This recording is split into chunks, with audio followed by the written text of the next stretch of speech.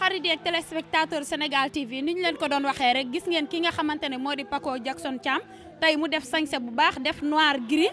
xaw ma ci dara de waaye fu mu toll ni moom bég moom man maa ko njëkk a def balaa dara di xew Paco ñu ngi lay nuyu. maa ngi lay fay soxna si di la dalal ak jàmm.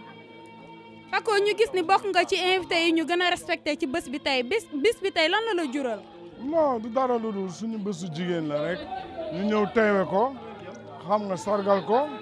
xam nga te Coumba day nit ku baax rek moo tax mënuñu ñàkk bañ a ñëw daal mais sinon xam nga soo xool sax kenn gisatuma sax ci boîte yeeg événement yi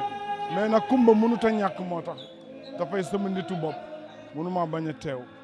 loolu moo tax ma teew. waaw kon yéen a ko déggandoo Coumba de di nitu boppam mënut a bañ a teew waa Paco showbiz bi lan moo waral nga teggi sa tànk lu rumeur la buy daw wala loo déggal sa bopp la. non parce que dafa am leen loo nga xar day weesu bote